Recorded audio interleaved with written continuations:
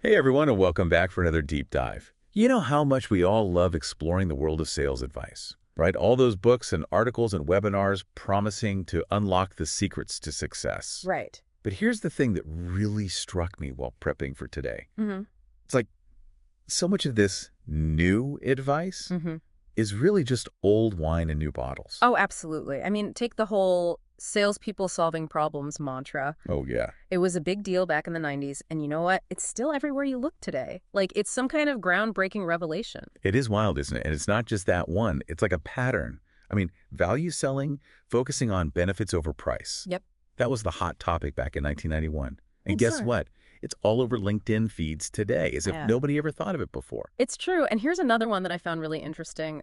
The whole idea of sales managers being more attentive to individual development, Yeah. really focusing on coaching and mentoring. Yeah.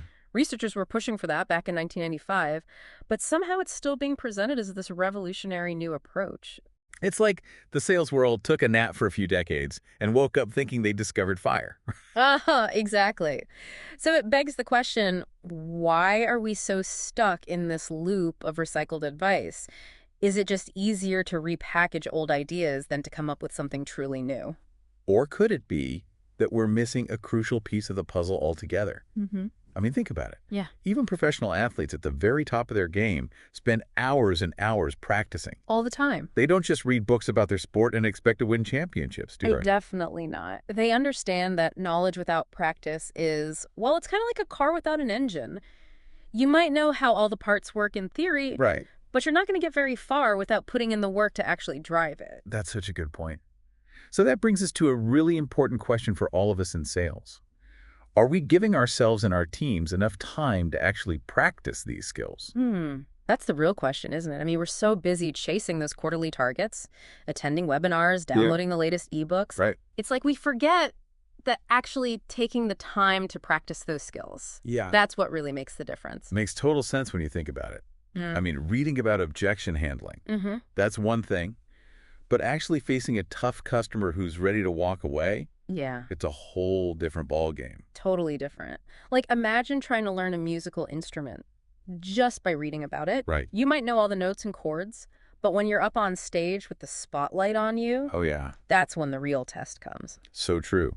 So how do we bridge that gap? How do we go from knowing what to do to actually being able to do it under pressure? Mm. You know, our source actually offered some pretty cool techniques for building practice into the sales routine. Yeah, and they're not complicated or expensive either. It's more about making small, consistent efforts. Okay, I like the sound of that. Yeah. So what are some of these techniques? Well, one that I found really interesting is the idea of simulated sales environments. Simulated sales environments. What's that like, a video game for salespeople? Haha, it's kind of like that.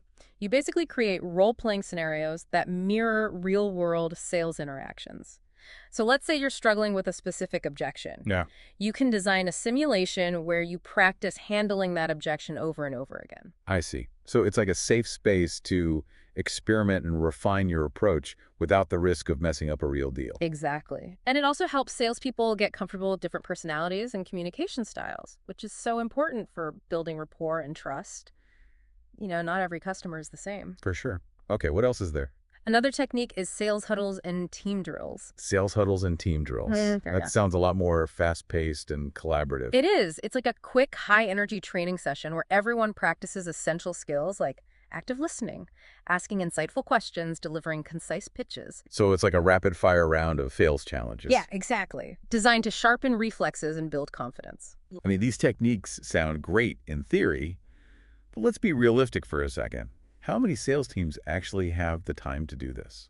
To prioritize practice like that? Yeah, that's the challenge, isn't it? We're all so focused on hitting our numbers, closing those deals, that we often forget about the things that could help us get there more effectively in the first place. It's like we're expecting salespeople to run a marathon without giving them any time to train.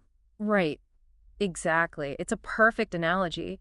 If you want your sales team to perform at a high level, you have to invest in their development. And that means creating a culture that values and encourages practice. Okay, so how do we actually do that? How do we make that shift from just doing to practicing? Well, I think the first step is recognizing that practice isn't a luxury. It's a necessity. It has to be built into the schedule, just like meetings and sales calls. So you're saying sales managers should actually block off time on their team's calendars? like specifically for practice? Absolutely, even if it's just 30 minutes twice a week. Those dedicated practice sessions can make a huge difference, and it sends a clear message that skill development is a priority. I love that. So it's about making practice a non-negotiable part of the routine. Exactly. And it doesn't have to be boring or tedious. You can make it fun and engaging.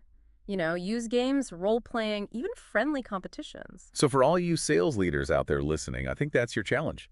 Think about how you can create that culture of practice within your team. What systems or strategies can you implement to give your salespeople the time and resources they need to really hone their craft? Yeah, remember, investing in practice is investing in your team's success. And when your salespeople feel supported and empowered to continuously improve, the results will speak for themselves. That's all for today's deep dive into the world of sales advice and the often overlooked power of practice. Knowing the tips is just the first step. The real magic happens when you put in the work to master those skills. So go out there, create that culture of practice within your team, and watch your sales soar. Until next time, keep learning, keep practicing, and keep crushing those sales targets.